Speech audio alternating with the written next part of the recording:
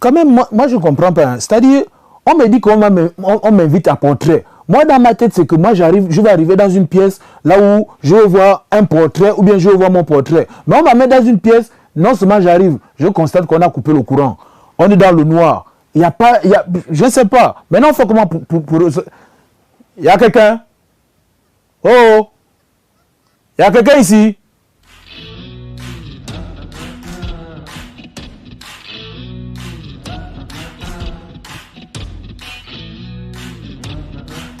Yann Koko, c'est un humoriste gabonais, humoriste comédien, acteur gabonais. Yann Koko, pourquoi? Déjà, à la base, Yann, c'est le diminutif de mon prénom. Je me prénomme Yannick.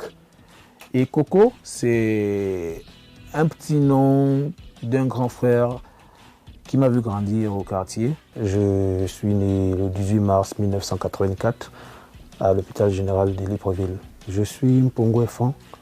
Et je suis né et j'ai grandi au quartier Lalala, au 5e arrondissement. Mon père et ma mère, ils se sont séparés, j'étais encore très petit. J'étais à cheval, je faisais la navette, j'allais chez mon père, j'allais chez ma mère, j'allais chez mon père. Et au dernier moment, quand mon père est décédé, je suis revenu vivre avec ma mère. J'ai fait l'école publique de Lalala 1 et j'ai aussi appris à l'école catholique de Lalala, Saint-Joseph. Et j'ai fait mon secondaire au lycée privé Sainte-Lydie, situé à Tonabé. J'ai fait de la 6e en 5e parce qu'en allant en 4e, c'est à cette période que je perds mes parents. Donc du coup, j'ai freiné dans les études, je me suis lancé dans des petits boulots de gauche à droite. J'ai commencé par faire des petits boulots dans des menuiseries. Je faisais aussi des petits boulots dans des chantiers de construction de bâtiments. Après un moment donné, je suis allé faire aussi des petits boulots au niveau de la SMAG. Après, je me suis lancé dans le froid. Et après un moment, j'ai dû laisser là-bas parce qu'après, je me suis lancé dans le cinéma.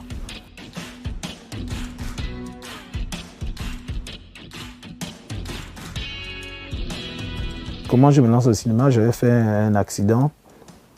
Vraiment un grand accident, c'était un accident mortel. Et Dieu merci, je suis sorti sain et sauf. Et les gens venaient me rendre visite tout le temps à la maison. Et pendant que les gens venaient me rendre visite, j'ai un ami, c'est un humoriste gabonais, Empereur Biquet. Il vient me rendre visite un jour.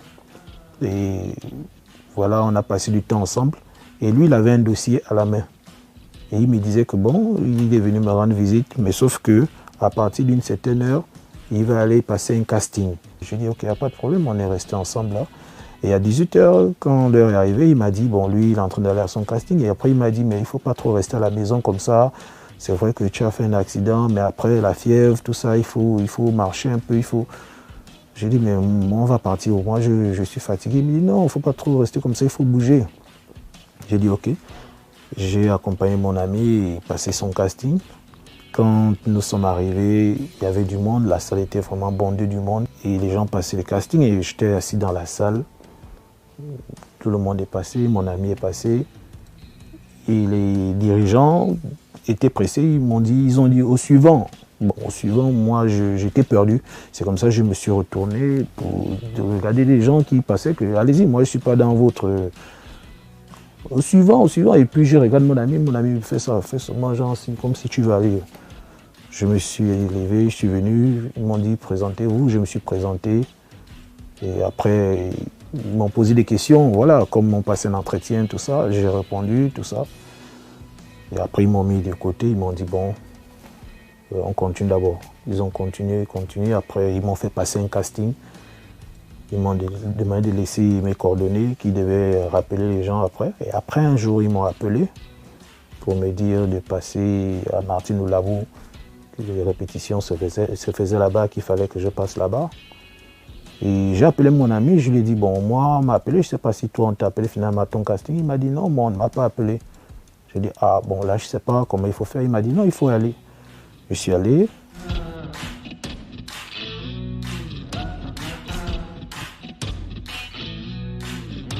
Je commençais la série Congossa. Je faisais le rôle du faux marabout. Je commence à faire mes premières apparitions.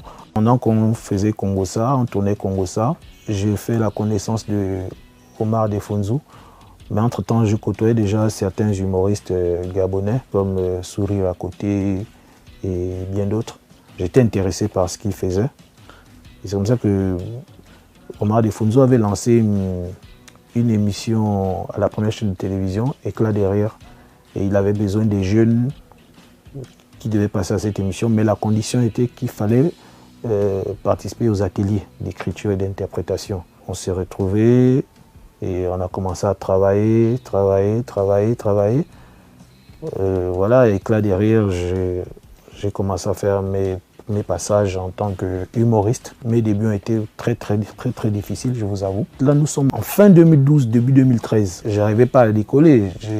Je ne faisais pas bien le travail. En 2013, il y a eu le festival de Defunzo. Et moi, je participe au concours Jeunes Talents. Je suis arrivé en finale, mais finaliste malheureux. Voilà, c'était l'échec. Et c'est comme ça, de plus en plus, je m'intéresse au métier et je commence à me mettre à fond. Je commence à batailler, je combats, je travaille. Après ça, des scènes commencent à se multiplier. Voilà, 2016, pour la deuxième fois le festival, bon, ma deuxième participation au festival, maintenant j'apparais maintenant en qualité de tête d'affiche, parmi les têtes d'affiche. Voilà, et après ça, 2017, je vais au Parlement du Rire.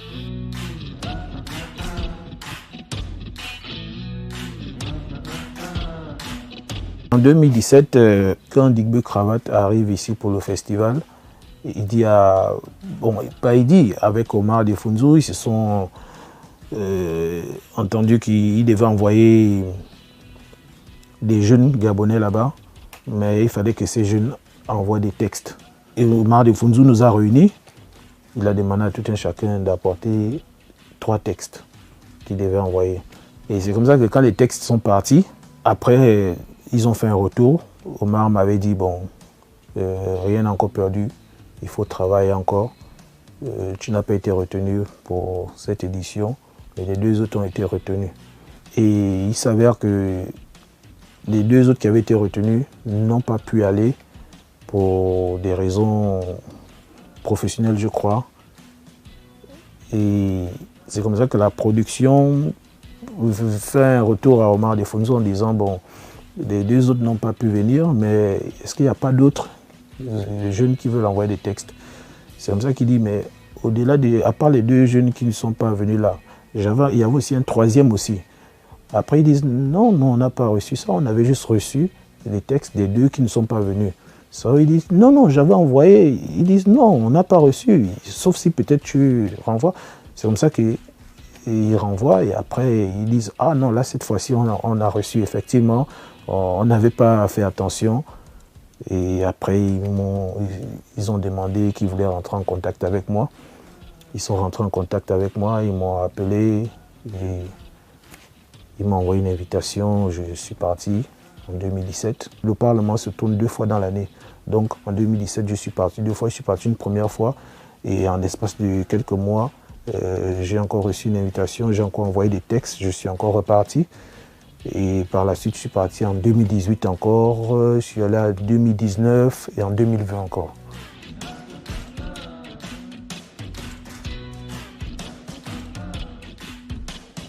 Et après le Parlement du Rire, ici au niveau du plan national, je tourne avec la réalisatrice Samantha Bifo pour le projet de Taxi Sagat. C'est moi normalement qui devais faire le rôle du chauffeur, le rôle principal, mais sauf que je ne maîtrisais pas la conduite.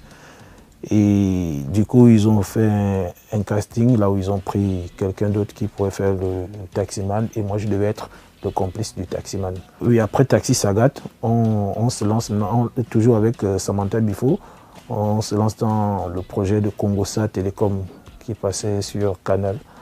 Tout ça c'est en 2018. Donc du coup, je postule pour le festival du Congo, Brazzaville, TUCO. Après le Congo, je vais en Afrique du Sud à la même période. Je fais très bonne impression au Congo comme en Afrique du Sud. Entre-temps, je suis aussi allé dans d'autres festivals comme le festival du Tchad, Ouais, je suis parti au Cameroun récemment pour le stand-up party. Je sais combien de fois ça n'a pas été facile. Du coup, quand j'arrive dans des endroits comme ça, et puis je joue, et puis quand les gens me disent que voilà, mais c'est bien ce que tu fais, nous on aime, voilà. Du coup, je sens que j'ai progressé, je sens que j'ai beaucoup travaillé, quoi. Et on ne finit pas, on continue de travailler parce qu'il y a encore des objectifs à atteindre.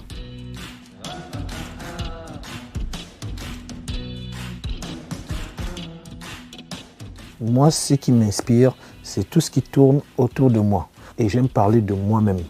J'aime parler de ma vie. J'aime parler de mes expériences, par exemple avec les femmes. J'aime parler de mon corps. Voilà, je fais beaucoup d'autodérision. Je parle de mon corps. J'aime parler de mes proches, de mes amis. J'aime parler de mes frères. Et c'est tout cela qui m'inspire. Mon plus grand combat est de m'affirmer davantage, que ce soit sur le plan national comme international.